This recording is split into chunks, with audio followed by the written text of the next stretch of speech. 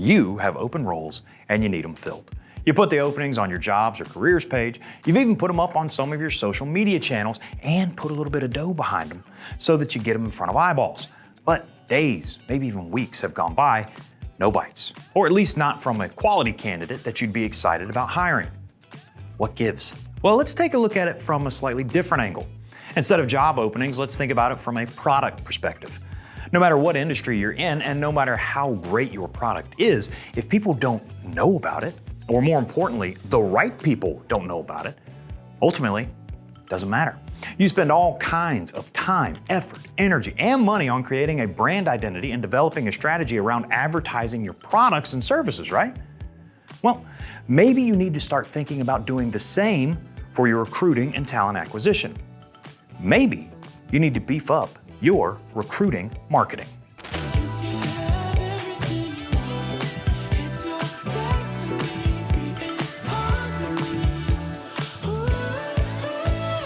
Welcome to another edition of the Recruiting Roundup. For Randall Reilly, I'm Joshua Miller.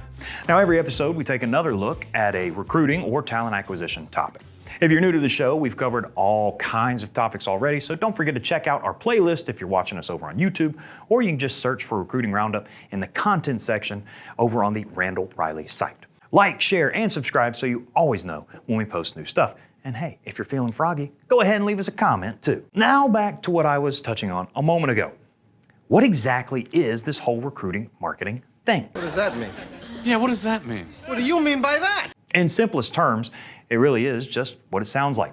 It's just a strategy to generate interest in or to promote any job openings you have, and a way to build up awareness and a positive attitude around your employer brand. We've talked about employer branding on the show before, and my buddy Dave has also taken a deeper dive into the topic on his show, Digging Deeper. So if you really want to dig into the nitty-gritty of that, I'll leave links to those episodes down below, and you should see some stuff popping up on screen right around now. When it comes to marketing for your products and services, it's all about getting your messaging out there in front of the right people and nurturing those prospects along the way by providing them with more information until, hopefully, they become a new paying customer or client.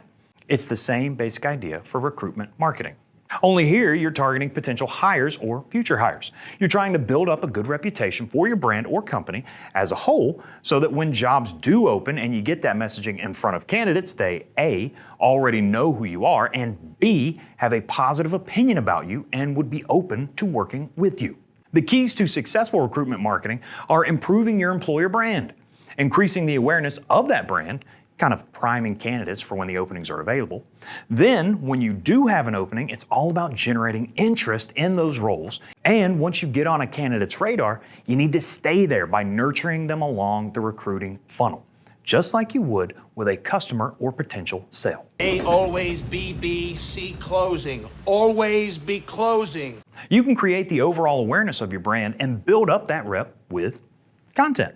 These can be written articles, videos, really anything you can get out there in front of potential or future hires. This is something that the big boys have already figured out, with 37% of Fortune 500 companies providing high quality content in the forms of videos, articles, blogs, testimonials, and even company reviews. And testimonials are a huge part of this approach, with 82% of the Fortune 500 companies using employee testimonials to highlight their workplace culture. Why are testimonials so big? Well, hearing from current employees goes a long way to convincing prospective employees. Our research shows that 72% of drivers talk to other drivers first when they're researching a new fleet. And no matter what industry we're talking about here, trucking or anything else, if a prospective hire is hearing about the pros and cons from an actual employee, they are much more likely to trust it over a random bit of marketing or a job listing. All of these things work together to help build up that employer brand and get you out in front of your recruiting needs. It is important to remember that a huge part of building up your employer brand is really engaging with current employees. You want to do everything you can to make sure they're happy. And most importantly, if they do have negative feedback in some areas, you need to do everything you can to address it. Even if it's something that you can't necessarily eliminate or fix altogether, if you ask for feedback and they give it to you, you have to be willing to take that next step and act on it. Otherwise, they will feel ignored and likely just become even more upset, and this could lead to a negative impact on your company's reputation or employer brand which is pretty much the opposite of what we're going for here. Well, okay, but I could set the building on fire.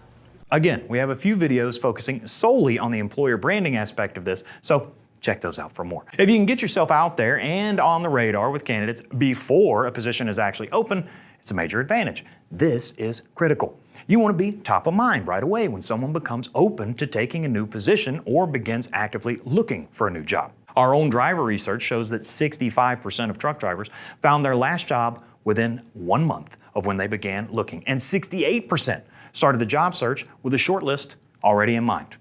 If you begin your targeting or recruiting process only after they actively engage and start looking, you've already put yourself at a major disadvantage. When you do have open positions, get creative. Don't just post about the opening, but play into the positive brand you've hopefully built up by now. Talk about not just the job itself, but the culture and the perks of being with the company. This would be a great spot to try to get some of those current employees involved if you can have them talk about why they love working with you. This kind of approach can help generate genuine interest in the opening. People want to work somewhere they like. If you have tons of happy employees, well, that's going to attract other great workers who want in on the action. And finally, keep following up. If people engage with your content or job openings, you have to be on the ball and nurture them along the hiring process. Try to do what you can to remove friction by making sure any forms you have don't have a ton of redundancies or become overly long and complicated. Get the information you need by using knockout questions and criteria to narrow it down, but make it as easy for them as possible to complete and submit. And please, make sure the openings and forms are easy to find on your website and not buried behind multiple clicks or pages to get to. For those posts on social media, put some money behind them to reach a wider audience and target those who regularly follow or interact with stuff that you already put out. Ultimately, it's not really that hard to wrap your head around. It just takes looking at your job openings in a slightly different way. Instead of viewing it as you need someone to work for you, try to look at it through the prism of you're advertising another product. Only this product is you. Sell yourself and get those quality prospects interested and follow up with them just as you would when advertising any other product or service you offer. If you don't feel like you have the resources or just aren't sure how to start approaching hiring in this way, you can always look into bringing in some help in the form of a third-party RPO team or talent acquisition team. And hey, if that's a route you want to take, well, we got a great RPO team right here at Randall Reilly, link down below. There's also a contact link down there as well, so if you'd like to talk to us about, well, anything else, go ahead and click that. But whether you end up reaching out to or working with us, I would highly encourage you to try and start approaching your open positions with this recruitment marketing mentality. You work so hard to get the word out about all your other products. Why wouldn't you work just as hard to sell yourself? That'll just about do it for us on this edition of the Recruiting Roundup. Until next time, thanks for watching.